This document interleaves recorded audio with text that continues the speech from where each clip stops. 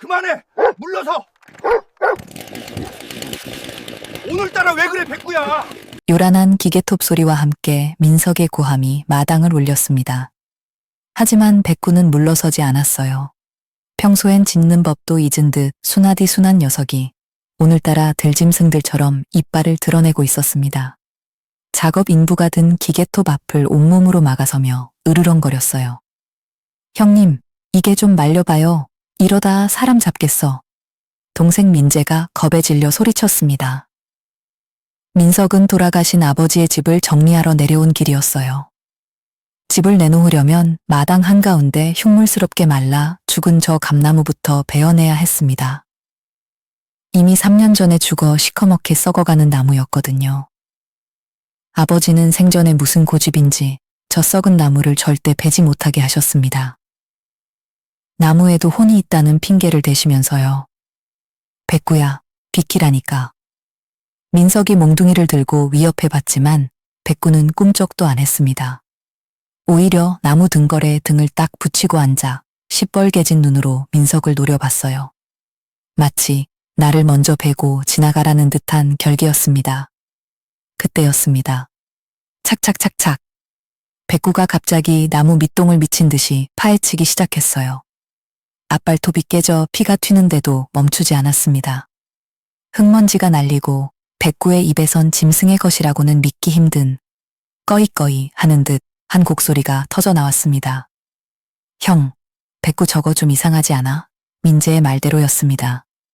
백구는 단순히 나무를 지키려는 게 아니었어요. 백구는 땅속에 있는 무언가를 필사적으로 꺼내려는 것 같았습니다. 10년 전 아버지가 장터에서 주워온 똥개. 아버지가 돌아가신 후 곡기를 끊고 마루 밑에만 있던 녀석이 나무를 베려하자 마지막 힘을 짜내 저러고 있는 겁니다. 잠깐 톱 멈춰보세요. 민석의 등골이 서늘해졌습니다. 아버지는 왜 저 흉물스러운 나무를 그토록 아꼈을까?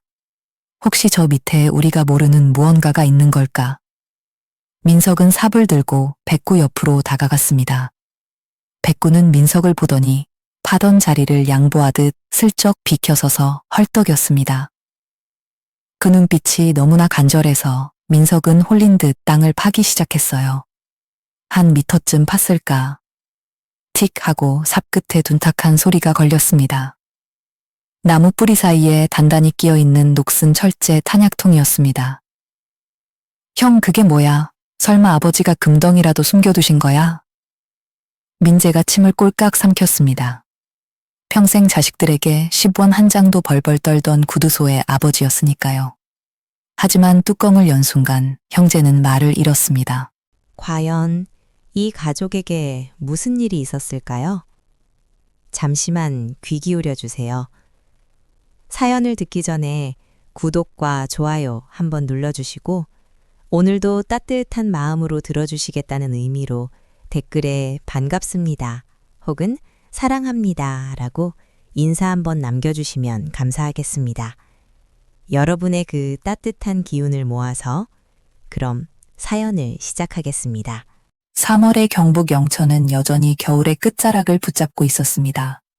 희뿌연 먼지를 머금은 바람이 산등성을 타고 내려와 메마른 논바닥을 훑고 지나갔죠. 그 삭막한 풍경 위로 덜컹거리는 구형 SUV 한 대가 힘겹게 비포장길을 오르고 있었습니다. 차체는 흙먼지를 잔뜩 뒤집었었고 운전대를 잡은 형 민석의 손마디는 하얗게 질려 있었어요. 민석과 동생 민재는 지금 10년 만에 고향집으로 돌아가는 길이었습니다. 하지만 그들의 귀향은 결코 금이환향이 아니었습니다. 오히려 도망에 가까웠죠. 서울에서 벌인 민석의 인테리어 사업은 코로나 여파로 무너져 내렸고 걷잡을 수 없이 불어난 빚은 형제의 목을 조여오고 있었습니다. 그런 그들에게 일주일 전 날아든 아버지의 부고는 슬픔이라기보다는 차라리 마지막 동화줄처럼 느껴졌을지도 모릅니다. 아버지가 남긴 유일한 유산인 300평 남짓한 대지와 다 쓰러져가는 시골집. 형제의 목표는 단 하나였습니다. 이 집을 최대한 빨리 비싸게 팔아치우는 것이었죠. 차가 마을 어귀를 지나 좁은 골목으로 들어섰습니다. 대문은 칠이 벗겨져 녹슨 붉은색을 드러내고 있었고 담장 위에는 깨진 병 조각들이 위태롭게 박혀 있었습니다. 민석은 대문 앞에 서서 한참을 머뭇거렸습니다. 아버지의 부재가 실감나서가 아니었습니다. 빚쟁이들에게 쫓기듯 내려온 자신의 처지가 비참해서였죠. 민석이 뻑뻑한 대문을 힘껏 밀었습니다. 쇳가루 떨어지는 소리와 함께 마당이 드러났어요. 그리고 그 마당 한가운데 마치 이 집의 진짜 주인이라도 되는 양 거대하게 버티고 선 검은 물체가 시야를 가득 채웠습니다. 바로 감나무였습니다. 아니, 그것은 나무라기보다는 거대한 흉물에 가까웠습니다. 어른 셋이 팔을 벌려야 겨우 닿을 법한 굵은 몸통은 불에 탄 듯 시커멓게 썩어 있었어요. 껍질은 뱀의 허물처럼 벗겨져 나갔고 하늘을 향해 뻗은 가지들은 말라 비틀어진 손가락처럼 기괴하게 꼬여 있었습니다. 이미 3년 전부터 잎을 틔우지 못하고 완전히 죽어버린 고목이었죠. 민석은 저도 모르게 혀를 찼습니다. 아버지는 생전에 저 나무에 병적으로 집착하셨습니다. 가지치기 한번 시원하게 해준 적 없으면서 자식들이 보기에 흉안히 베어버리자고 하면 불벼락을 내리곤 하셨죠. 내 눈에 흙이 들어가기 전엔 어림도 없다던 그 고집불통 노인의 목소리가 환청처럼 들리는 듯 했습니다. 형제는 자풀이 무성한 마당을 가로질러 툇마루로 향했습니다. 그때 툇마루 밑 어두운 구석에서 희끄무레한 물체가 움직이는 것이 보였어요. 민재가 반가운 마음에 다가갔습니다. 백구였습니다. 10년 전 아버지가 장터에서 헐값에 사왔다던 똥개였죠. 하지만 백구의 상태는 처참했습니다. 꼬리를 흔들며 방이던 옛 모습은 온데간데 없었어요. 녀석은 툇마루 깊숙한 곳에 웅크린 채 초점 없는 눈으로 허공만 응시하고 있었습니다. 밥그릇에는 빗물이 고여 썩어가고 있었고 갈비뼈는 가죽 위로 앙상하게 드러나 있었죠. 동네 이장님이 밥을 챙겨주신다고 했지만 녀석은 곡기를 끊은 채 죽음만을 기다리고 있는 것 같았습니다. 잠시 후 읍나의 부동산 김 사장이 도착했습니다. 그는 넉살 좋게 웃으며 들어왔지만 마당에 감나무를 보자마자 미간을 찌푸렸어요. 김 사장은 이 집을 팔려면 조건이 있다고 했습니다. 바로 저 귀신 나올 것 같은 흉물스러운 나무부터 베어내야 한다는 것이었죠. 그래야 땅값을 제대로 받을 수 있다는 말에 민석의 눈이 번뜩였습니다. 민석에게는 망설일 이유가 없었습니다. 안 그래도 꼴보기 싫었던 나무였으니까요. 그는 즉시 미리 연락해둔 벌목 인부들을 불렀습니다. 30분 뒤 트럭 한 대가 마당으로 들어왔고 건장한 인부들이 기계톱과 도끼를 들고 내렸습니다. 마당에는 곧 기름 냄새와 쇠 냄새가 진동하기 시작했습니다. 인부들이 기계톱의 시동줄을 힘껏 당기자 고요하던 시골 마을의 정적을 찢어발기는 날카로운 굉음이 울려 퍼졌습니다. 민석은 마루에 걸터앉아 담배를 피우며 속 시원하다는 듯 그 광경을 지켜보고 있었죠. 저 나무만 사라지면 지긋지긋한 가난의 기억도 아버지에 대한 원망도 다 사라질 것만 같았거든요. 인부가 기계톱을 들고 감나무 밑동으로 다가갔습니다. 톱날이 회전하며 살벌한 소리를 냈습니다. 바로 그때였습니다. 엔진 소리에 묻혀 들리지 않던 낮은 울음소리가 마루 밑바닥을 긁으며 들려오기 시작했어요. 민재가 깜짝 놀라 아래를 내려다보았죠. 어둠 속에 웅크리고 있던 백구가 마치 감전된 짐승처럼 튀어나갔습니다. 비틀거리는 걸음이 아니었습니다. 그것은 사냥감을 노리는 맹수의 움직임이었어요. 하얀 털뭉치가 인부와 나무 사이로 순식간에 끼어들었습니다. 백구는 인부의 앞을 가로막고 미친 듯이 지저대기 시작했습니다. 눈 흰자가 뒤집혀 핏발이 서 있었고 입게는 거품이 보글거렸죠. 녀석은 기계톱날이 돌아가는 허공을 향해 겁도 없이 주둥이를 들이밀었습니다. 인부가 기겁하며 뒤로 물러섰습니다. 자칫하면 백구의 머리가 톱날에 갈려나갈 뻔한 아찔한 순간이었어요. 하지만 백구는 물러서지 않았습니다. 오히려 나무 등걸에 등을 딱 붙이고 앉아 인부들을 향해 송곳니를 드러내며 으르렁거렸습니다. 그 모습은 마치 나를 베고 지나가라, 그렇지 않으면 한 발짝도 못 간다 라고 말하는 결사항전의 장수 같았습니다. 이것은 단순한 텃세가 아니었습니다. 무언가 시작되려 하고 있었습니다. 이 죽은 나무 밑에서 말이죠. 저리 안 가? 이 미친 개가 진짜. 작업 반장이 놀란 가슴을 쓸어내리며 군화발로 허공을 찼습니다. 묵직한 발길질이었지만 백구는 날쌔게 몸을 비틀어 피했어요. 굶어 죽어가던 개라고는 믿기지 않는 놀라운 민첩함이었죠. 녀석은 피하는 것에 그치지 않고 반장의 작업복 바지 끝단을 물고 늘어졌습니다. 찌익 하는 소리와 함께 두꺼운 천이 찢겨 나갔습니다. 그제야 백구는 뒤로 물러나 다시 나무 등걸 앞에 자리를 잡았어요. 입게는 찢겨 나온 옷감이 피 섞인 거품과 함께 덜렁거리고 있었습니다. 분위기가 순식간에 험악해졌습니다. 인부들의 눈에도 살기가 돌기 시작했죠. 이건 단순히 텃세를 부리는 똥개가 아니었습니다. 사람을 해칠 수도 있는 맹수였으니까요. 잠깐만요. 아저씨, 때리지 마세요. 동생 민재가 헐레벌떡 마당으로 뛰어내려와 백구 앞을 가로막았습니다. 백구야, 너 왜 그래? 응? 제발 좀 진정해. 민재가 떨리는 손으로 백구의 목덜미를 잡으려 했습니다. 하지만 백구는 민재의 손길마저 거부했어요. 크르르. 녀석은 고개를 획 돌려 민재의 손을 물려는 신용을 했습니다. 닿지는 않았지만 명백한 거절이었죠. 가까이 오지 마. 누구도 믿을 수 없어. 백구의 눈빛이 그렇게 말하고 있는 것 같았습니다. 그 눈동자는 붉게 충혈되어 있었고 공포와 광기 그리고 알 수 없는 슬픔이 뒤엉켜 이글거리고 있었어요. 비키라고 했지. 그때 툇마루에 있던 민석이 튀어나와 마당 구석에 있던 녹슨 삽을 집어 들었습니다. 민석의 눈에도 핏발이 서 있었어요. 1,500만 원.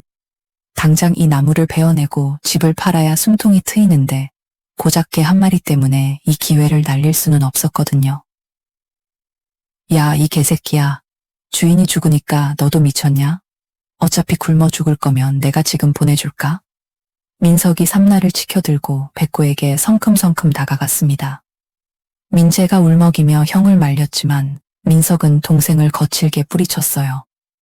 너는 빠져. 당장 내일 이자 낼 돈도 없는 주제에 개새끼가 불쌍해? 우리가 더 불쌍한 놈들이야, 임마. 민석의 고함이 마당을 쩌렁쩌렁 울렸습니다. 민석은 삽으로 바닥을 콱 내리찍으며 백구를 위협했죠.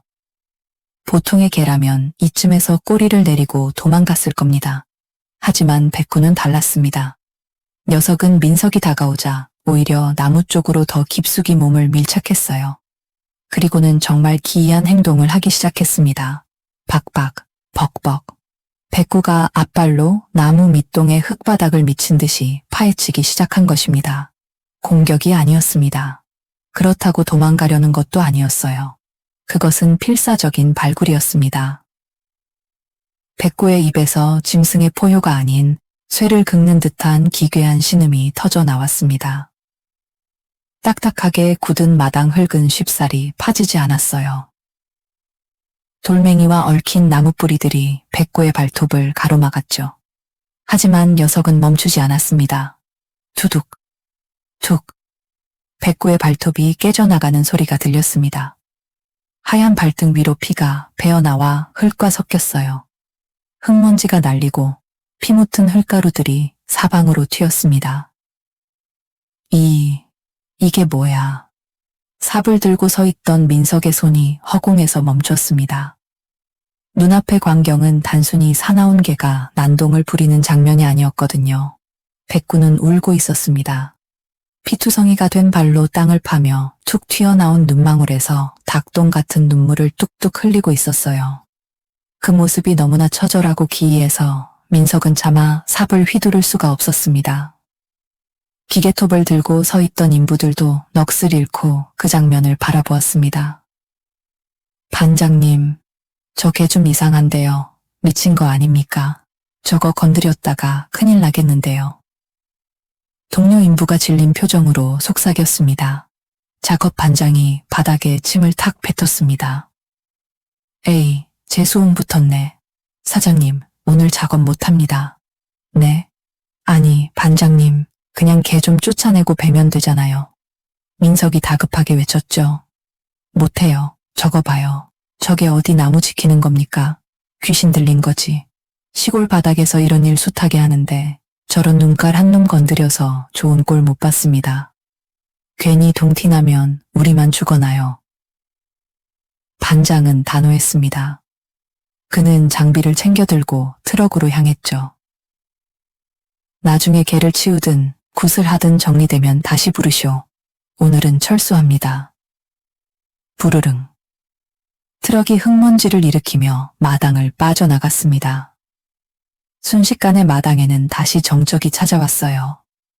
남은 것은 헐떡이는 형제와 피 묻은 발로 여전히 땅을 파고 있는 백구뿐이었습니다. 민석은 맥이 풀려 삽을 떨어뜨렸습니다. 쨍그랑. 소에 부딪히는 소리에 백구가 잠시 파는 것을 멈추고 민석을 올려다보았어요. 피범벅이 된 주둥이, 흙투성이가 된 하얀 털. 하지만 그 눈빛만큼은 여전히 형형하게 빛나고 있었습니다. 건드리지 마, 제발. 여기는 건드리지 마. 백구는 그렇게 말하고 있는 것 같았습니다. 민재가 주저앉아 엉엉 울기 시작했습니다. 형, 백구 발 좀 봐. 다 까졌어. 피투성이야. 민석은 주먹을 꽉 쥐었습니다. 화가 났지만 그 화의 대상이 백구인지 무능한 자신인지 아니면 죽어서도 이 고생을 시키는 아버지인지 알 수 없었죠.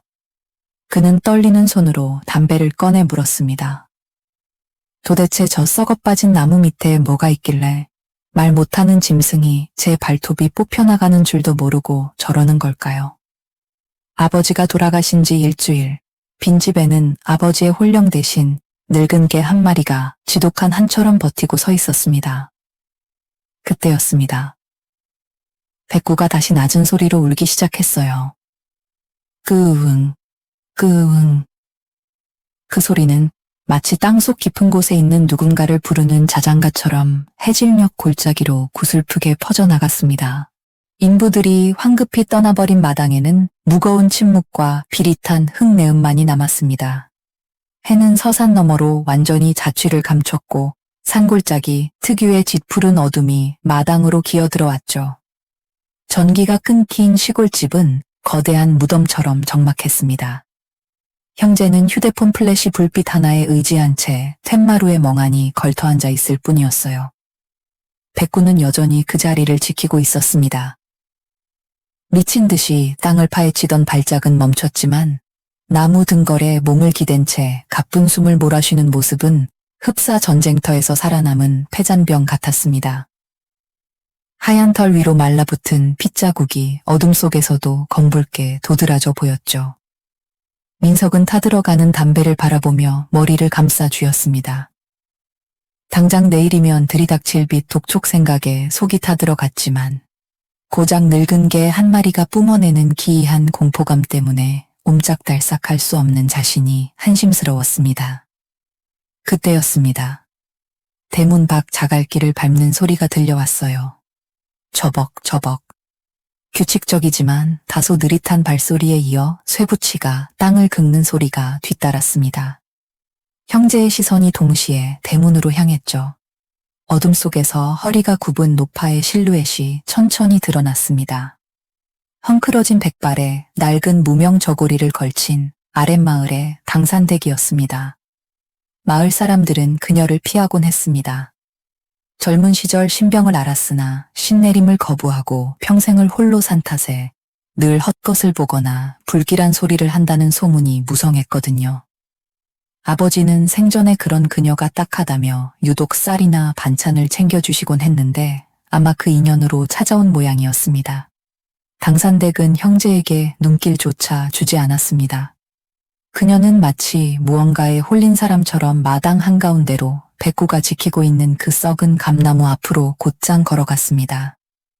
민석이 그녀를 제지하려 했지만 노파의 기세가 예사롭지 않아 입을 다물고 말았죠. 놀라운 것은 백구의 반응이었습니다. 낯선 사람이라면 이빨을 드러냈을 녀석이 당산댁 앞에서는 앓는 소리를 내며 고개를 푹 숙이는 게 아니겠어요? 마치 자신의 고통을 알아주는 이를 만난 것처럼 말입니다.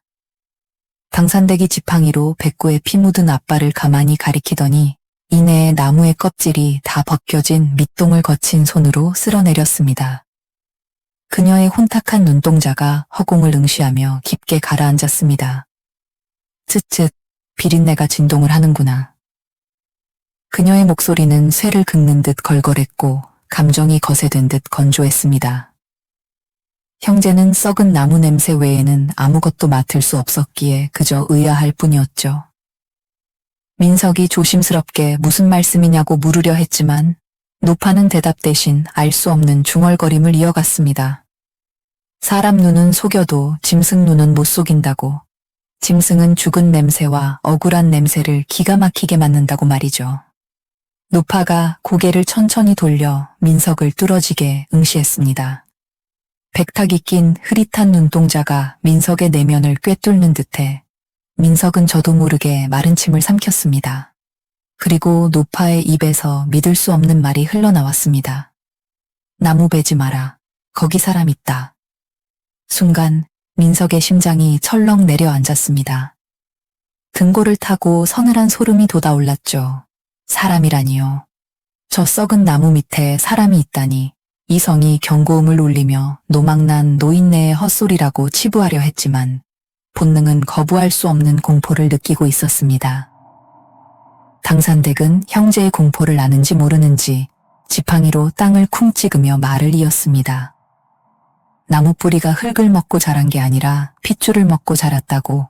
너희 아버지가 비 오는 밤마다 여기서 곡을 한 이유는 땅속에 묻은 게 나무가 아니라 제 살점이라서 그런 것이라고 했습니다. 이 미물이 제 발톱 빠지는 줄 모르고 지키는 데는 다 이유가 있는 법이다.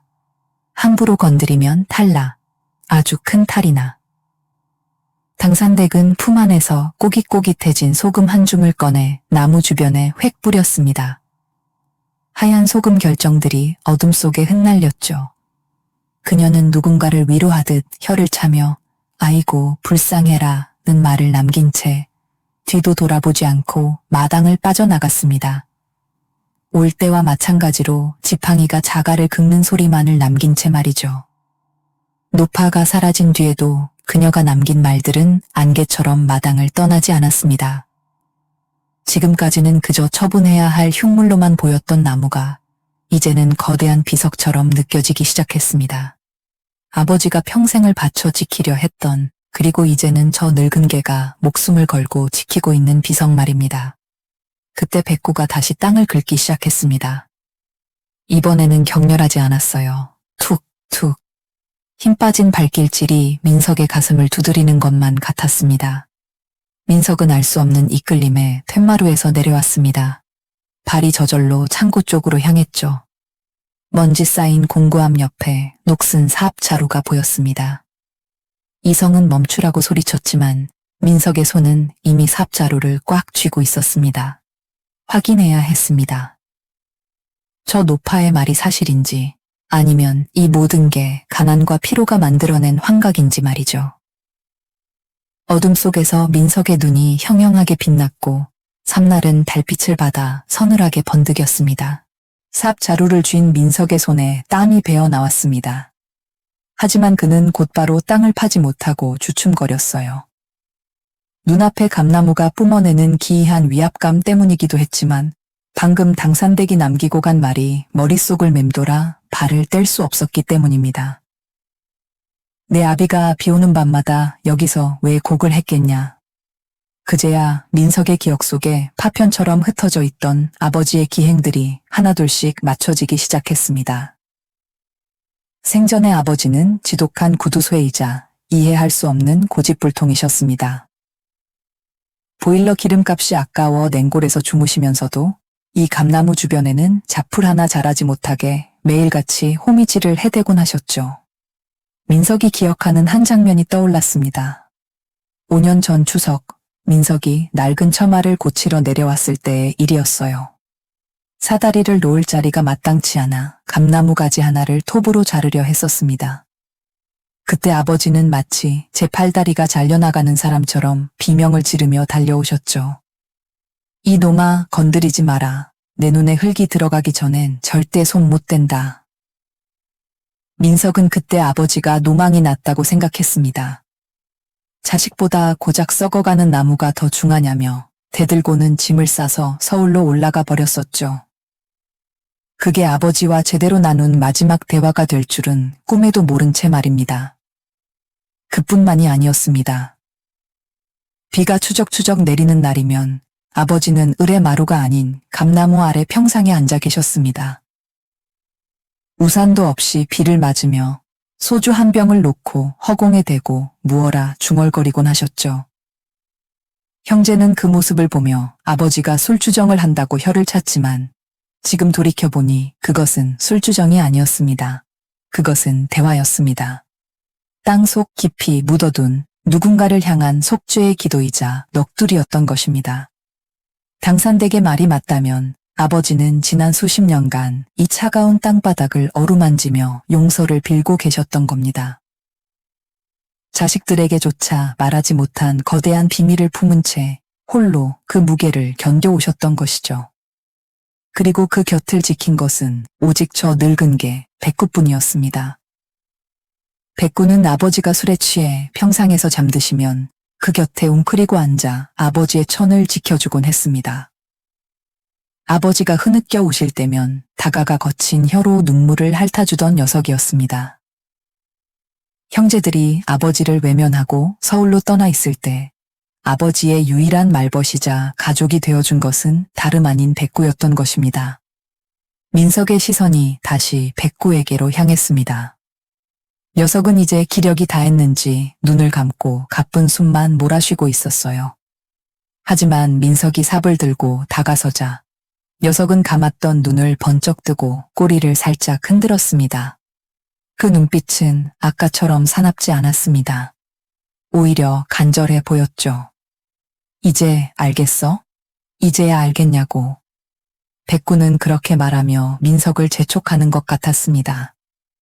민석은 입술을 깨물었습니다. 가슴 한구석에서 뜨거운 것이 울컥 치밀어 올랐습니다. 그것은 돈 때문에 고향집을 팔아치우려 했던 자신에 대한 부끄러움이기도 했고 평생을 외롭게 살다간 아버지에 대한 뒤늦은 연민이기도 했습니다. 확인해야 했습니다. 도대체 아버지가 그토록 지키고 싶어 했던 것이 무엇인지, 이 말 못하는 짐승이 제 발톱이 으스러지도록 지키려 한 것이 무엇인지 제 눈으로 똑똑히 봐야만 했습니다. 그래야만 이 지독한 부채감에서 벗어날 수 있을 것 같았거든요. 민재야. 민석이 잠긴 목소리로 동생을 불렀습니다. 삽 하나 더 가져와라. 형, 진짜 파보게? 당산댁 말이 맞는지 백구가 미친 건지 끝을 봐야겠다. 형제는 어둠 속에서 묵묵히 삽질을 시작했습니다. 챙챙. 자갈 섞인 흙을 파내는 소리만이 적막한 마당을 채웠습니다. 3월의 밤 공기는 차가웠지만 형제의 등은 금세 땀으로 젖어들었습니다. 그렇게 얼마나 팠을까요? 허리춤까지 구덩이가 깊어졌을 무렵 민석의 삽 끝에 무언가 틱 하고 걸리는 느낌이 들었습니다. 돌멩이와는 다른 둔탁하고 이질적인 금속성의 느낌. 민석과 민재의 손이 동시에 멈췄습니다. 백구도 끙끙거리며 구덩이 가장자리로 다가왔습니다. 민석은 떨리는 손으로 조심스럽게 흙을 걷어냈습니다.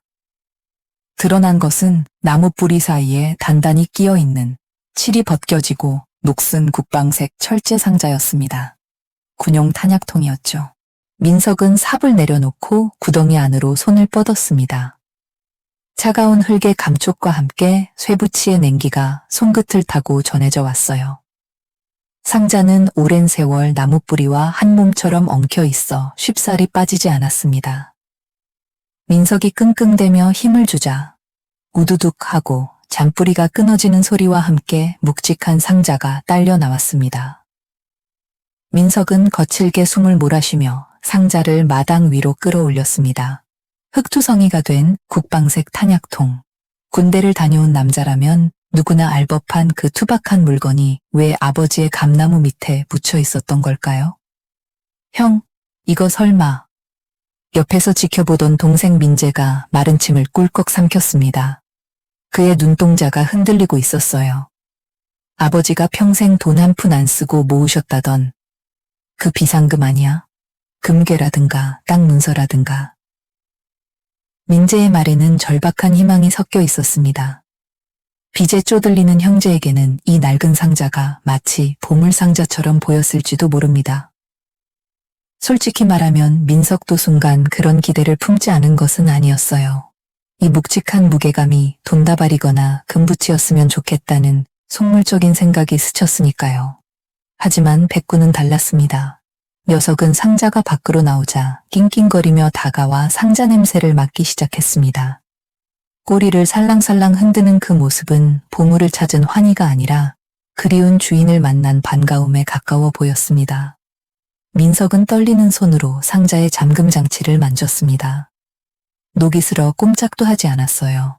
그는 옆에 있던 돌멩이를 집어들어 잠금 장치를 내리찍었습니다. 쾅, 쾅.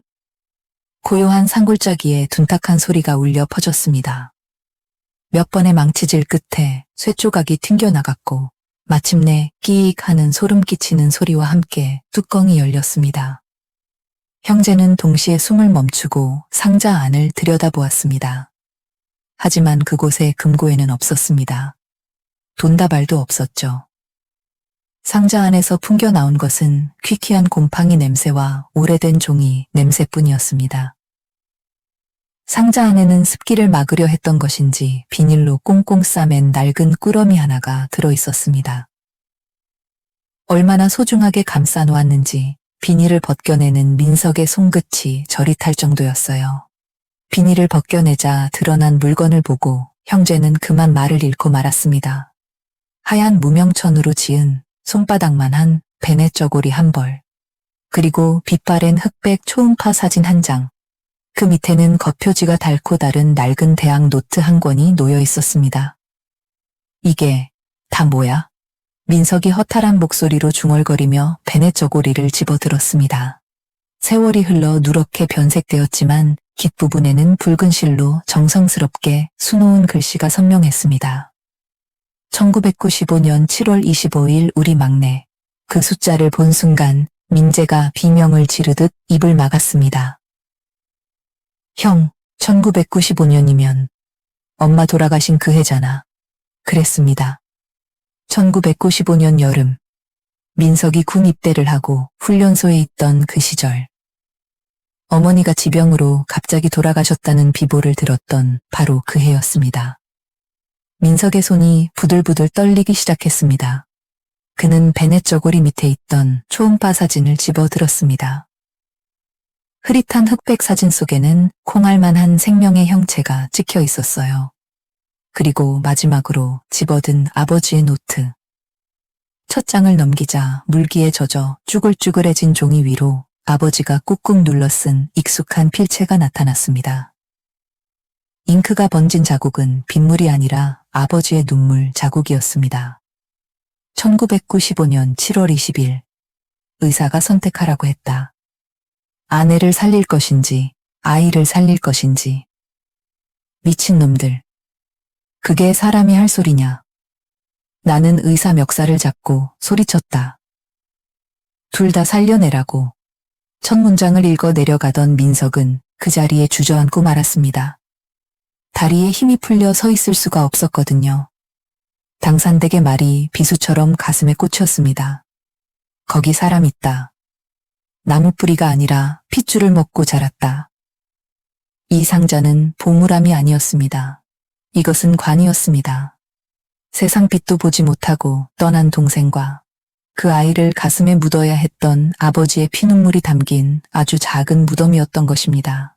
민석은 흐르는 눈물을 닦을 생각도 하지 못한 채 아버지가 남긴 빛바랜 노트 속으로 빨려 들어갔습니다.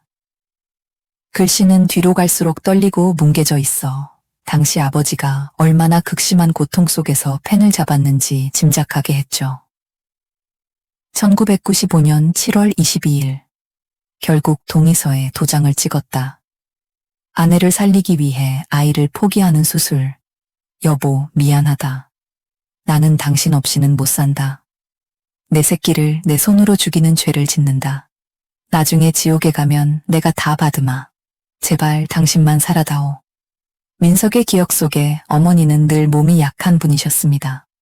하지만 돌아가시기 직전 늦둥이를 임신 중이었다는 사실은 까맣게 몰랐던 것이죠.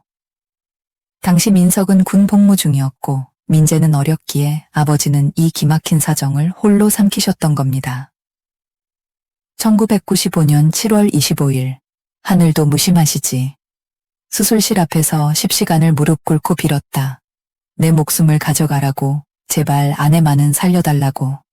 하지만 의사는 고개를 저으며 나왔다. 아내도 가고 아이도 갔다.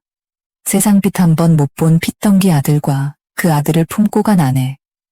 두 사람을 화장하고 돌아오는 길, 나는 미친 사람처럼 웃다 울다 했다. 내가 죽였다. 내가 둘 다 죽였다. 내가 아내를 살리겠다고 욕심을 부려서 멀쩡한 아이도 죽이고 아내도 죽였다. 일기장은 아버지의 처절한 참회록이었습니다. 아버지는 어머니와 태아의 죽음을 온전히 자신의 탓으로 돌리고 계셨습니다. 자신이 선택을 했기 때문에 그 대가로 두 사람을 모두 잃었다고 생각하신 것이죠. 민석은 숨을 쉴 수가 없었습니다. 어머니의 장례식 날, 아버지가 왜 상주 자리에 서지도 못하고 구석에 처박혀 짐승처럼 울기만 했는지 이제야 이해가 갔습니다. 사람들은 아내가 갑자기 떠나 충격을 받아서 그렇다고 했지만 아버지는 스스로를 처자식을 죽인 살인자라고 여기며 형벌을 받고 계셨던 겁니다. 일기장은 다음 페이지로 이어졌습니다. 아이의 유골은 수습조차 할 수 없었다. 너무 작아서 병원에서 몰래 챙겨온 베넷 저고리 하나가 아이가 남긴 전부다. 어디에 묻어야 할까? 어디에 묻어야 이 못난 애비가 평생 잊지 않고 사죄할 수 있을까? 마당에 있는 감나무. 당신이 시집 올 때 우리 식구 잘 살게 해달라며 심었던 그 나무 밑이 좋겠다. 거기라면 당신이 아이를 찾아와 젖이라도 물릴 수 있겠지. 아버지는 병원에서 몰래 챙겨온 죽은 아이의 베넷 저고리와 초음파 사진을 어머니의 혼이 담긴 이 감나무 밑에 묻으셨던 겁니다. 그리고 평생을 그 위에서 속죄하며 사셨던 것이죠. 민석은 노트를 덮고 꺽꺽거리며 울음을 토해냈습니다. 평생 아버지를 원망했습니다. 어머니가 돌아가신 후 술만 마시고 자식들에게는 10원 한 장 안 주던 지독한 구두쇠라고 욕했었죠. 보일러 기름값이 아까워 냉골에서 주무시는 아버지를 보며 돈에 미친 노인네라고 비난했습니다.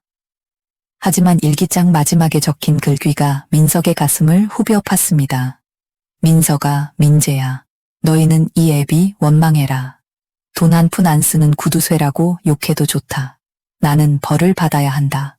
처자식을 죽인 놈이 무슨 자격으로 따뜻한 방에서 자고 맛있는 밥을 먹겠냐. 나는 죽어서도 너희 엄마 곁에 갈 자격이 없다. 그래서 여기에 남는다. 이 나무가 내 묘비고 내 감옥이다. 아버지가 돈을 쓰지 않았던 건 아까워서가 아니었습니다. 자신은 행복할 자격이 없다고, 따뜻하게 지낼 자격조차 없다고 스스로를 학대하셨던 겁니다. 그 모진 세월 동안 이 차가운 땅 속에 묻힌 처자식을 끌어안고 홀로 지옥을 견디고 계셨던 것이죠. 하지만 그 지옥 같은 세월의 끝에서 아버지는 마지막으로 무엇을 하고 떠나셨을까요? 아무도 보지 못했고 아무에게도 말하지 않았던 그날 밤 이야기가 있습니다. 아버지의 마지막 그날 밤, 비가 오던 밤이었습니다. 장례를 치르기 이틀 전 아버지는 또 감나무 아래 평상에 앉아 계셨습니다. 우산은 쓰지 않았습니다. 늘 그랬듯 비를 그대로 맞고 계셨습니다. 마루에 불을 켜두고도 아버지는 집 안으로 들어오지 않았습니다. 마치 들어갈 자격이 없다는 사람처럼 말입니다. 백구는 그날따라 유난히 조용했습니다. 아버지 발치에 웅크린 채 비에 젖은 땅만 가만히 내려다보고 있었습니다. 아버지는 품에서 낡은 보자기 하나를 꺼냈습니다. 그 안에는 작은 베넷 저고리 하나가 들어 있었습니다. 비에 젖지 않게 보자기를 몇 겹이나 쌓아두었던 흔적이 보였습니다. 아버지는 아무 말 없이 그 저고리를 펴서 무릎 위에 올려두었습니다. 그리고 아주 낮은 목소리로 누군가에게 말을 걸듯 중얼거렸습니다. 춥지 않제. 그 말이 끝이었습니다. 그 뒤로는 아무 말도 하지 않았습니다. 아버지는 저고리를 다시 접었습니다.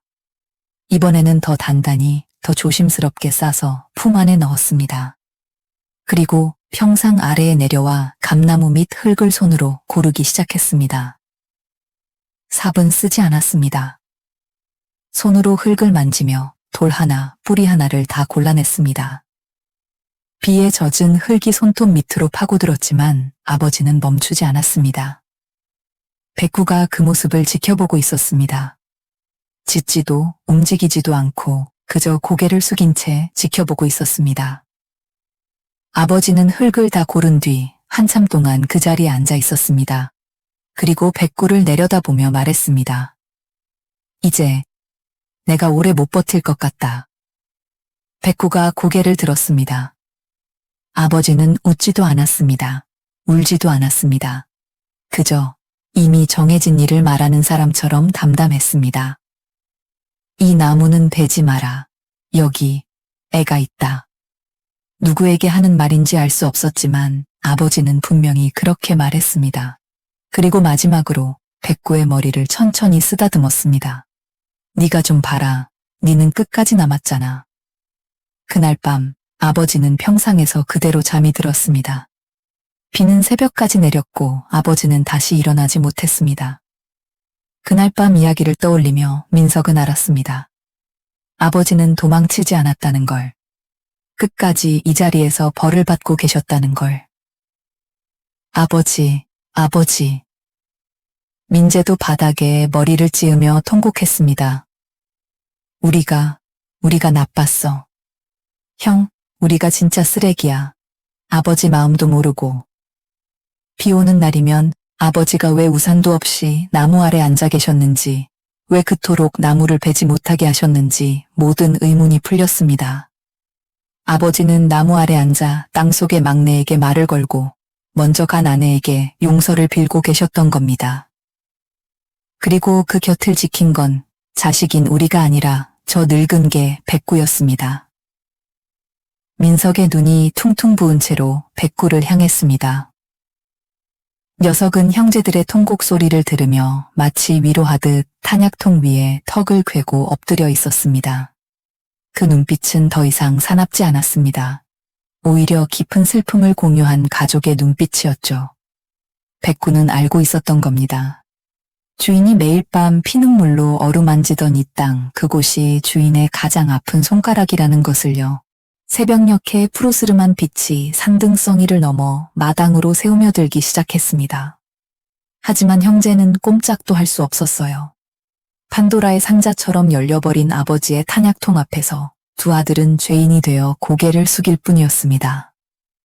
민석은 퉁퉁 부은 눈으로 아버지의 낡은 노트를 가슴에 품었습니다. 노트에서는 퀴퀴한 곰팡이 냄새가 났지만 그 냄새마저 아버지의 살 냄새처럼 느껴져 놓을 수가 없었죠. 지난 30년의 세월이 주마등처럼 스쳐 지나갔습니다. 아버지는 참으로 지독하게 사셨습니다. 한겨울에도 보일러를 틀지 않아 입김이 나오는 방에서 전기장판 하나로 버티셨고 옷 한 벌 사 입는 법 없이 늘 남이 버린 헌옷을 주워 입으셨죠. 민석이 사업한답시고 돈 좀 달라고 손을 벌렸을 때 아버지는 내 피 같은 돈이다 라며 매몰차게 거절하셨습니다. 그때 민석은 아버지를 향해 돈 끌어안고 죽어서 평생 사세요 라고 악담을 퍼부으며 문을 박차고 나갔더랬습니다. 하지만 그 돈은 욕심이 아니었습니다. 아버지가 평생 모은 통장에는 자식들에게 짐이 되지 않으려는 필사적인 노력이 담겨 있었던 겁니다. 당신은 죄인이기에 따뜻한 밥 한 끼, 따뜻한 방 한 칸도 사치라고 여기며 스스로에게 형벌을 내리고 계셨던 것이죠. 형, 우리 진짜 나쁜 놈들이다. 민재가 코를 훌쩍이며 말했습니다. 아버지, 비 오는 날마다 여기서 술 드시면서 얼마나 외로우셨을까? 얼마나 추우셨을까? 형제는 썩은 감나무를 올려다보았습니다. 껍질이 다 벗겨져 앙상하게 말라버린 그 나무는 더 이상 흉물이 아니었습니다. 그것은 세상에서 가장 슬픈 비석이었습니다. 아버지가 어머니와 막내를 위해 세운, 그리고 당신 스스로를 가둬둔 감옥이자 성소였던 것입니다. 민석은 비틀거리는 몸을 일으켜 백구에게 다가갔습니다. 백구는 밤새 형제의 곁을 지키고 있었습니다. 발톱이 빠져 피가 엉겨붙은 앞발을 핥으면서도 탄약통 곁을 떠나지 않았죠. 민석이 손을 뻗자 아까만 해도 맹수처럼 으르렁대던 녀석이 꼬리를 살며시 흔들며 머리를 갖다 대었습니다. 백구야. 민석의 목소리가 떨렸습니다. 너는 다 알고 있었구나. 아버지가 여기다 뭘 묻었는지, 왜 밤마다 오셨는지. 너는 다 알고 있었어. 백구가 낑하고 작은 소리를 냈습니다. 그 소리는 마치 이제라도 알아줘서 고마워요 라고 말하는 것 같았습니다. 민석은 백구의 목을 끌어안고 한참을 흐느꼈습니다. 자식들이 외면한 아버지의 고독을 이 말 못하는 짐승이 홀로 나누고 위로해 주었던 것입니다. 백구의 거친 털에서 아버지의 냄새가 나는 것만 같았죠. 미안하다, 백구야. 내가 미친놈이다. 민석은 자신의 옷소매로 백구의 피 묻은 발을 닦아주었습니다. 백구는 민석의 손등을 거친 혀로 핥아주었죠. 그 따뜻한 온기가 민석의 얼어붙은 마음을 녹여주었습니다. 10년 만에 고향집에 돌아와 처음으로 느낀 가족의 온기였습니다. 날이 완전히 밝았습니다. 민석은 결심한 듯 자리에서 일어났습니다. 주머니에서 휴대폰을 꺼냈습니다. 부재중 전화가 수십 통 와 있었죠. 부동산 김 사장이었습니다. 여보세요, 김 사장님. 민석의 목소리는 갈라져 있었지만 그 어느 때보다 단호했습니다. 네, 박 사장님. 어떻게 나무는 다 베셨습니까? 오늘 오후에 손님 모시고 갈 건데. 아니요, 못 뺍니다. 네, 그게 무슨 소리입니까? 나무 안 베면 집 못 판다고 했잖아요. 안 팝니다. 뭐라고요? 아니, 지금 빚 때문에 급하다고 난리칠 땐 언제고. 이 집 안 팔아요. 10억을 준대도 안 팝니다. 그러니까 오지 마세요.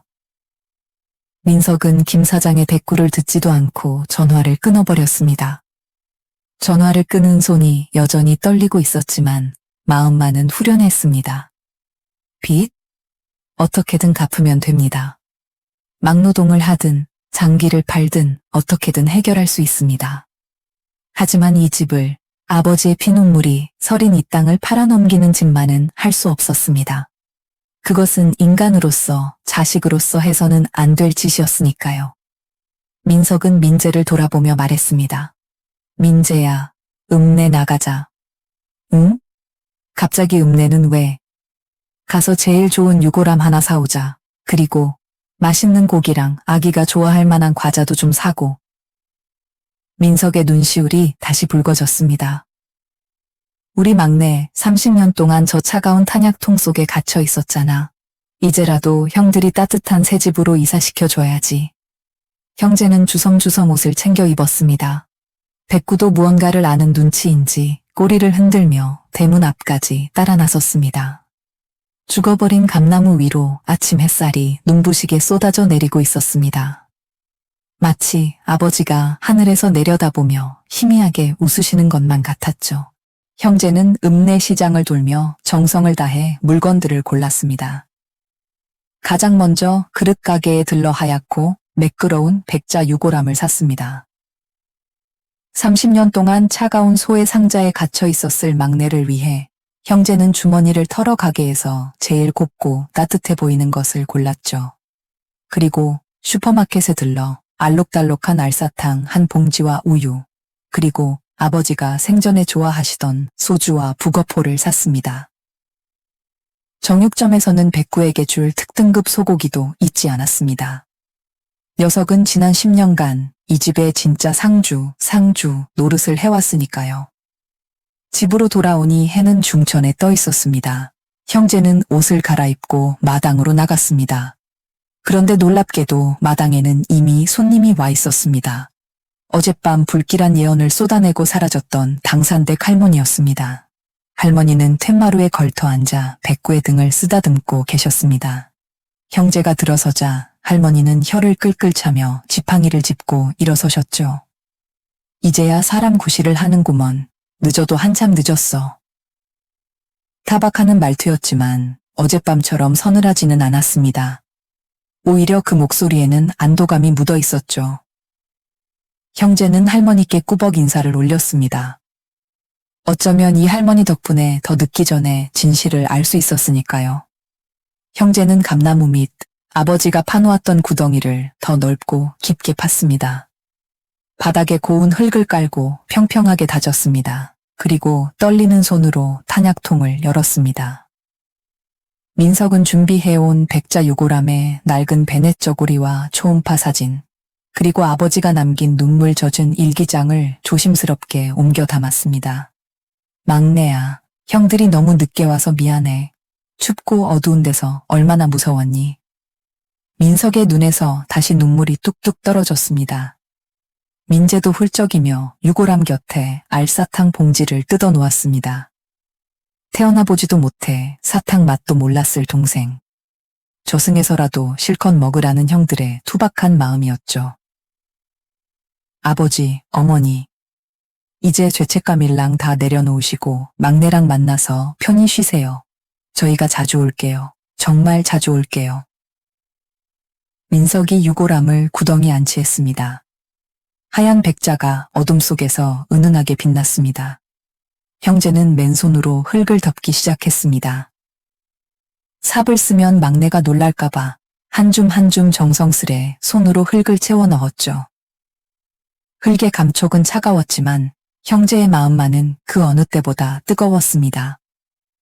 봉분이 어느 정도 만들어지자 당산댁 할머니가 다가오셨습니다. 할머니는 품에서 챙겨온 쌀 막걸리 한 병을 따서 무덤 주변에 골고루 뿌리셨습니다. 어이구, 쯧쯧, 가여운 것. 이제 춥지 않지? 이제 배고프지 않지? 억울한 놈도 없고 미안한 놈도 없으니 이제 다 풀고 가거라. 꽃길만 밟고 가거라. 할머니의 구성진 목소리가 충문처럼 마당에 울려 퍼졌습니다. 그것은 종교의식이라기보다는 평생을 이웃으로 살아온 어른이 건네는 따뜻한 작별 인사였습니다. 마지막으로 형제는 미리 준비해온 작은 비석을 세웠습니다. 거창한 대리석은 아니었지만 읍내 석재상에게 부탁해 급히 새겨온 오석 비석이었죠. 아버지와 어머니, 그리고 못다 핀 우리 막내, 여기 함께 잠들다 모든 절차가 끝났습니다. 형제는 무덤 앞에 나란히 무릎을 꿇고 절을 올렸습니다. 그때였습니다. 줄곧 곁을 지키던 백구가 절뚝거리는 다리로 다가왔습니다. 녀석은 새로 만든 봉분에 코를 박고 킁킁 냄새를 맡더니 안심한 듯 그 옆에 털썩 주저앉았습니다. 그리고는 앞발을 가지런히 모으고 턱을 괴었습니다. 녀석의 표정이 어찌나 평온해 보이던지 마치 이제 됐다. 내 임무는 끝났다 라고 말하는 것 같았죠. 민석은 백구에게 다가가 미리 구워온 소고기를 내밀었습니다. 먹어, 백구야. 고생했다. 진짜 고생했어. 백구는 고기를 허겁지겁 먹는 대신 민석의 손을 한 번 핥고는 천천히 고기를 씹기 시작했습니다. 10년 묵은 체증이 내려가는 듯한 30년 묵은 한이 풀리는 듯한 평화로운 오후였습니다. 바람이 불어왔습니다. 썩은 감나무 가지들이 끼익 소리를 내며 흔들렸습니다. 어제까지만 해도 그 소리가 귀신 울음소리처럼 들렸는데 오늘은 마치 아버지가 부르는 콧노래처럼 들렸습니다. 당산댁 할머니가 지팡이를 짚고 일어나시며 한마디 툭 던지셨습니다. 땅심이 풀렸어. 죽은 땅이 아니야 이제. 두고 봐라. 좋은 일이 있을 게다. 형제는 그 말이 무슨 뜻인지 그때는 잘 알지 못했습니다. 그저 마음의 짐을 덜어낸 것만으로도 충분히 감사했으니까요. 하지만 할머니의 예언은 틀리는 법이 없었죠. 장례를 치르고 며칠이 지났습니다. 형제는 서울로 돌아가는 대신 작업복으로 갈아입었습니다. 민석은 차 트렁크에 실려있던 공구함과 연장들을 꺼냈습니다. 인테리어 업자였던 그의 손에는 기계톱 대신 망치와 톱, 그리고 페인트 붓이 들려 있었죠. 형, 진짜 괜찮겠어? 사채업자들한테는 뭐라고 했어? 민재가 걱정스러운 듯 물었습니다. 솔직하게 말했다. 집은 절대 못 판다고. 대신 내가 몸이 부서져라 이래서 갚겠다고 배짱 좀 부렸지. 민석이 씩 웃으며 대답했습니다. 그랬더니 뭐래? 뭐라긴. 당장 돈 안 가져오면 죽여버린다길래 그럼 와서 죽여라. 대신 빈손으로 갈 생각은 말하고 소리 질렀지. 이상하게 겁이 안 나더라. 아버지가 지켜보고 계신다고 생각해서 그런가. 민석은 사다리를 타고 지붕 위로 올라갔습니다. 곳곳이 깨져 비가 새던 슬레이트 지붕을 보수하기 시작했습니다. 탕탕탕. 경쾌한 망치질 소리가 골짜기에 울려 퍼졌습니다. 며칠 전만 해도 살벌한 기계톱 소리가 울리던 마당에 이제는 집을 고치는 살리는 소리가 채워지기 시작한 것입니다. 민재도 팔을 걷어붙였습니다. 마당을 정글처럼 뒤덮고 있던 잡초를 뽑고 깨진 병 조각들이 박혀있던 흉물스러운 담장을 정비했습니다. 청소를 하던 형제는 창고 구석에서 아버지의 손때 묻은 물건들을 발견했습니다. 녹슬어 못 쓸 줄 알았던 호미와 낫, 삽들이 기름칠이 반질반질하게 된 채 정돈되어 있었습니다. 형, 이것 좀 봐. 아버지, 구두쇠라고 욕했는데 물건들은 진짜 아껴 쓰셨네. 아버지는 자신을 위해서는 돈 한 푼 쓰지 않으셨지만 집을 돌보는 도구들은 자식처럼 아끼셨던 겁니다. 그 도구들 하나하나에 아버지의 고단했던 땀방울과 이 집을 지키려 했던 절박한 마음이 배어 있었습니다. 민석은 아버지가 쓰던 낡은 망치를 쥐어보았습니다. 손잡이의 굴곡이 자신의 손에 꼭 맞았습니다. 마치 아버지가 뒤에서 손을 잡아주는 듯한 기분이었죠. 우리가 이 집 다시 사람 사는 집으로 만들어보자. 아버지가 춥지 않게, 막내가 외롭지 않게. 그날부터 형제의 고향집 심폐소생 프로젝트가 시작되었습니다. 썩은 마루를 드러내고 새 나무를 깔았습니다. 곰팡이 핀 벽지를 뜯어내고 따뜻한 색의 새 벽지를 발랐습니다. 찬바람이 숭숭 들어오던 문틈은 꼼꼼하게 막았죠. 놀라운 변화는 백구에게서도 일어났습니다. 잘 먹고 잘 자고 무엇보다 마음의 짐을 덜어낸 백구는 하루가 다르게 건강해졌습니다. 갈비뼈가 드러났던 몸통에는 살이 통통하게 올랐고 푸석했던 털에는 윤기가 흐르기 시작했습니다. 백구는 이제 형제가 작업할 때면 감독관처럼 따라다녔습니다. 민석이 지붕에서 일할 때면 마당에서 올려다보며 컹 하고 훈수를 두기도 했고 민재가 풀을 뽑을 때면 옆에서 같이 땅을 파며 거들기도 했죠. 녀석의 얼굴에서는 더 이상 광기나 슬픔을 찾아볼 수 없었습니다. 그저 주인들과 함께 있는 것이 행복한, 영락없는 막둥이의 모습이었습니다. 마을 사람들의 시선도 달라졌습니다. 처음에는 빚쟁이에 쫓겨 내려왔다며 라고 수군대던 사람들도 형제가 땀 흘려 집을 고치고 백구를 살뜰히 챙기는 모습을 보며 마음을 열기 시작했습니다. 박신의 아들들이 철들었네. 아버지가 저승에서 춤추겠어. 지나가던 이웃들이 찐고구마나 김치를 담장 너머로 건네주기도 했습니다. 10년 동안 귀신 나오는 흉가 취급을 받던 집에는 사람들의 발길이 이어졌고 온기가 돌기 시작했습니다. 어느 날 저녁 작업을 마친 형제는 감나무 아래 평상에 앉아 삼겹살을 구웠습니다. 백구에게도 큼직한 고기 한 점을 덩여주었죠. 지글지글 고기 굽는 냄새와 구수한 된장찌개 냄새가 마당을 가득 채웠습니다. 민석이 소주 한 잔을 들이키며 밤하늘을 올려다보았습니다. 서울의 화려한 넌사인 아래서는 한 번도 느껴보지 못한 평안함이었습니다. 빚은 여전히 남아있었고 현실은 고단했습니다. 하지만 더 이상 쫓기는 기분은 들지 않았습니다. 돌아올 곳이 있다는 것, 지켜야 할 것이 있다는 것이 사람을 얼마나 강하게 만드는지 깨달았기 때문입니다. 형, 나 결심했어. 나 귀농할래. 민재가 불쑥 말을 꺼냈습니다. 여기서 농사도 짓고 형 일도 도우면서 백구랑 같이 살래. 아버지가 못 따준 사랑 내가 갚으면서 살 거야. 민석은 동생의 어깨를 툭 쳤습니다. 그래. 나도 주말마다 내려오마. 이 집 우리 별장으로 만들자. 형제의 웃음소리가 밤하늘로 퍼져나갔습니다. 백구도 기분이 좋은지 형제의 다리에 머리를 기대고 꾸벅꾸벅 졸고 있었죠. 그 평화로운 풍경 뒤로 죽은 감나무가 묵묵히 서 있었습니다. 하지만 그 나무는 더 이상 죽음의 상징이 아니었습니다. 가족을 하나로 묶어주는 든든한 기둥이었습니다. 그리고 그날 밤 형제가 잠든 사이 마당에는 봄비가 보슬보슬 내렸습니다. 땅속 깊은 곳 아버지의 눈물과 형제의 땀이 스며든 대지 위로 생명의 기운이 꿈틀거리고 있었습니다.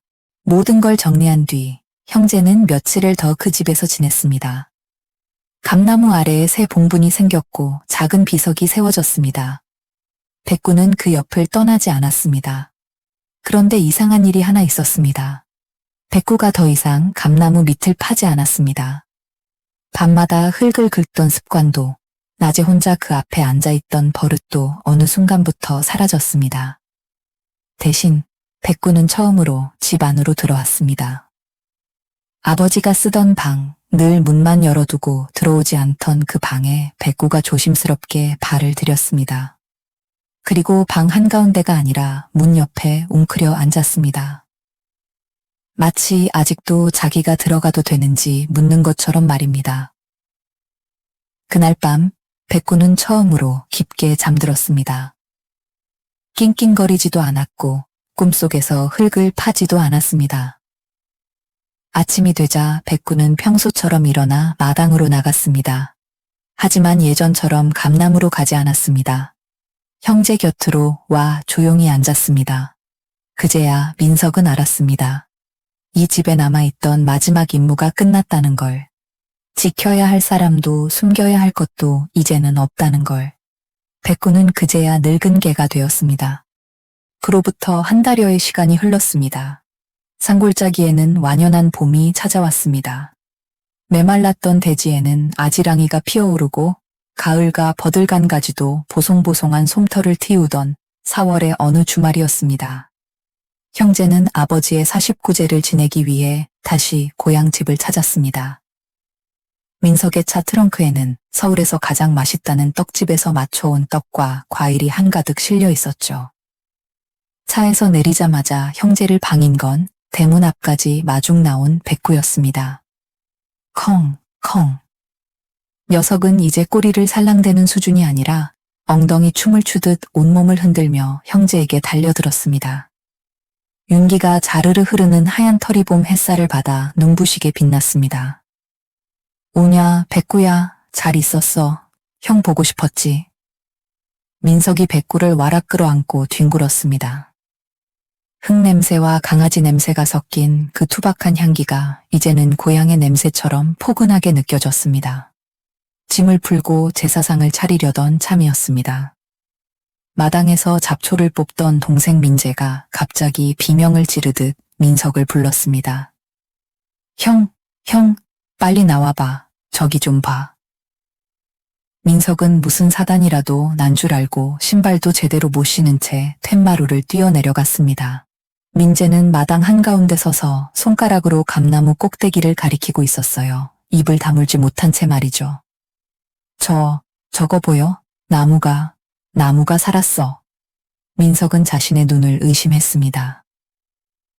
3년 동안이나 시커멓게 죽어 껍질이 다 벗겨졌던 고목. 동네 사람들 모두가 저건 죽어서 땔감으로밖에 못 쓴다고 했던 그 장작 같은 나무에서 기적이 일어나고 있었습니다. 검게 죽은 가지 끝마다 거짓말처럼 파릇파릇한 연두색 새순이 돋아나고 있었던 것입니다. 하나가 아니었습니다. 여기저기서 톡톡 생명의 불꽃처럼 여린 잎들이 고개를 내밀고 있었습니다. 죽음의 기운만 감돌던 검은 나무가 이제 막 깨어난 생명력으로 숨을 쉬고 있었습니다. 세상에, 이게 말이 되나? 민석이 멍하니 중얼거렸습니다. 식물학적으로는 설명이 안 되는 일이었습니다. 하지만 형제는 직감적으로 알 수 있었죠. 이것이 무엇을 의미하는지 말입니다. 나무는 죽었던 게 아니었습니다. 아버지가 자신의 죄책감으로 스스로를 가두고 올가맸기에 나무 또한 주인의 슬픔을 먹고 숨을 죽이고 있었던 겁니다. 하지만 이제 30년 묵은 한이 풀리고 차가운 땅 속에 갇혀있던 가족들이 따뜻한 빛을 보게 되자 나무도 비로소 다시 숨을 쉬기 시작한 것입니다. 컹! 백구가 꼬리를 힘차게 흔들며 감나무 주위를 뱅글뱅글 돌았습니다. 마치 내가 뭘 했어요? 살아난다고 했잖아요? 라고 자랑하는 것 같았죠. 그날의 제사는 눈물바다가 아니라 웃음바다였습니다. 형제는 감나무 아래 돗자리를 펴고 아버지와 어머니, 그리고 막내를 위한 상을 차렸습니다. 감나무 가지가 바람에 흔들릴 때마다 연두색 새순들이 살랑거렸습니다. 그 소리는 마치 아버지가 껄껄 웃으시는 소리 같기도 하고 태어나지 못한 막내가 까르르 웃는 소리 같기도 했습니다. 민석은 술잔을 채워 나무 밑동에 부어주며 말했습니다. 아버지, 보셨죠? 나무도 살았습니다. 그러니까 아버지도 이제 그만 미안해하시고 엄마랑 막내랑 거기서 신나게 노세요. 이 집은 저희가 끝내주게 지킬 테니까요. 민재도 씩씩하게 말을 보탰습니다.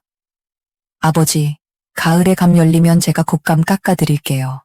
막내가 좋아하는 홍시도 만들고요. 그러니까 걱정 마세요. 따스한 봄바람이 불어와 형제의 머리카락을 헝클어뜨렸습니다. 툇마루 끝에 앉아있던 백구가 나른하게 하품을 하며 그 풍경을 지켜보고 있었죠. 그날 이후 민석의 사업도 조금씩 풀리기 시작했습니다. 고향집에서 얻은 위로와 용기 덕분인지 일에 대한 태도가 달라졌고 꽉 막혔던 자금줄도 기적처럼 숨통이 트였습니다. 민재는 계획대로 귀농을 준비하며 주말마다 내려와 밭을 일구기 시작했습니다. 흉가라 불리던 폐가는 이제 주말마다 웃음소리가 끊이지 않는 마을에서 가장 따뜻한 집이 되었습니다. 그리고 그 마당 한가운데에는 다시 푸른 잎을 무성하게 피워낸 감나무가 든든한 가장처럼 서 있습니다. 여전히 그 밑에는 늙은 개 백구가 엎드려 낮잠을 잡니다. 하지만 이제 백구는 밤마다 울지 않습니다. 꿈속에서 아버지와 함께 감나무 숲을 거니는 행복한 꿈을 꾸고 있을 테니까요. 죽은 줄 알았던 나무에서 새순이 돋듯 우리네 가족의 사랑도 결코 죽거나 사라지지 않는다는 것을 아버지의 감나무와 백구의 피눈물이 우리에게 가르쳐 주었습니다. 사람은 살아서는 말 못한 걸 죽어서도 다 말하지는 못합니다. 어떤 죄는 말로 씻는 게 아니라 평생을 걸고 갚는 거니까요. 이 아버지는 그걸 알고 있었고 그 곁을 끝까지 지킨 건 말 없는 짐승 한 마리였습니다. 혹시 지금 여러분 마음에도 아직 묻어두고만 있는 이야기가 있다면 오늘은 한 번쯤 꺼내어 가만히 불러줘도 괜찮지 않을까요? 오늘 이야기가 마음에 남으셨다면 구독과 좋아요로 함께 해주세요. 아까 그 따뜻한 마음으로 사연의 주인공에게도 한마디 남겨주시면 좋겠습니다. 선생님의 짧은 댓글 하나가 누군가에게는 평생 잊지 못할 위로가 될 수 있습니다. 지금까지 이야기를 들어주셔서 감사합니다.